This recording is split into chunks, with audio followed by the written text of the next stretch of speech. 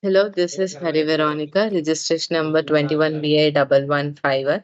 This is a project 3 of converting NAND to Tetris. The sequential logic.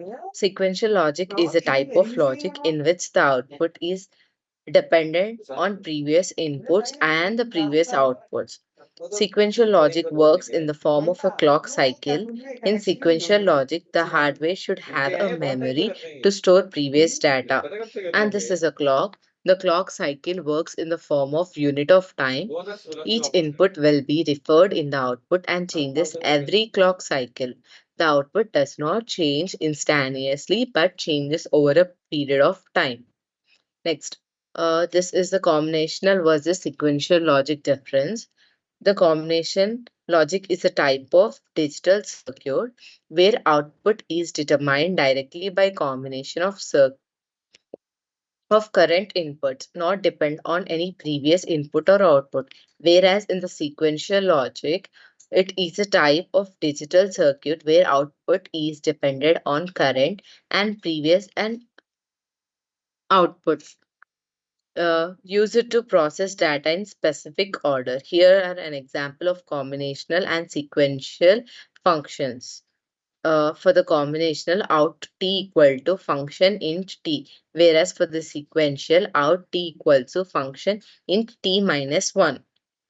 Here, a flip-flop. In digital circuit, flip-flops are a type of circuit elements that can store 1 byte of data. They are used to store and transfer data between logical circuits and memory.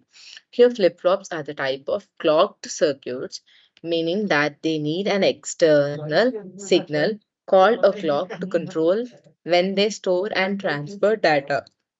Flip-flops are essential part of modern digital circuits and are used in everything for computers to communicate system.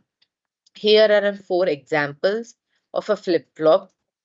The basic one, set rest true type, JK type and D type and toggle type. Here the set rest type, it is a basic data storage device which holds data until reset occurs, where the JK type mostly versatile of basic flip-flops, two input behaviors, plug toggle type behavior, whereas the D type basic data flip-flop has advantages of similar uh, writing than JK version, whereas the toggle action is used for counters, can be constructed from any of the best basic flip-flop. Here let's go about D flip-flop. A D flip-flop is a type of flip-flop that stores 1 bit of data. This type of flip-flop is often used to store the current stage of digital circuit. A D flip-flop has two inputs, a D and a clock. When the clock signal is high, the data at the D input is stored in the flip-flop. When the clock signal is low, the data stored in the flip-flop is unchanged.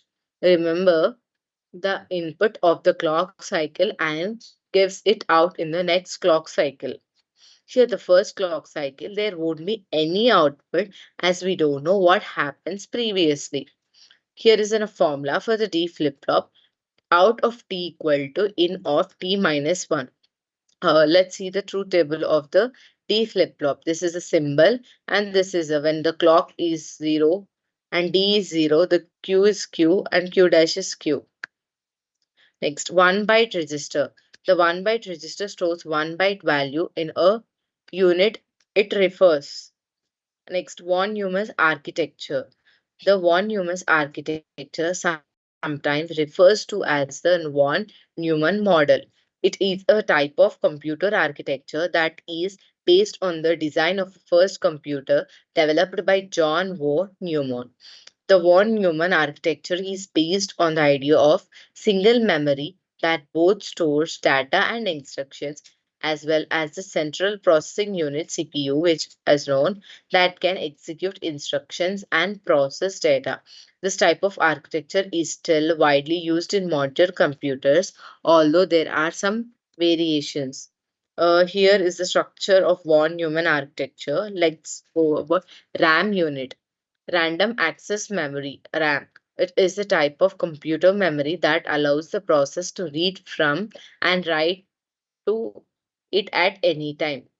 RAM is used to store data and instructions that processor is currently using, and it is stores data that has been recently used. RAM consists of n registers stacked together, and only one of them is used based on the load and in value. Okay. To read from RAM, the address is set to the register address and the data is output. To write to RAM, the address is set to the register address, the load is set to 1, and the input value is inputted. The value in the output from the next cycle. Next, the counter. Counter are used to keep track of set of instructions and check which instruction is to be executed next based on the count. A program computer CPC is used to realize this. PC equal to 0, it is rest. PC plus plus, it means the next instructions. PC equal to n, then go to the nth instruction. Uh, Thank you.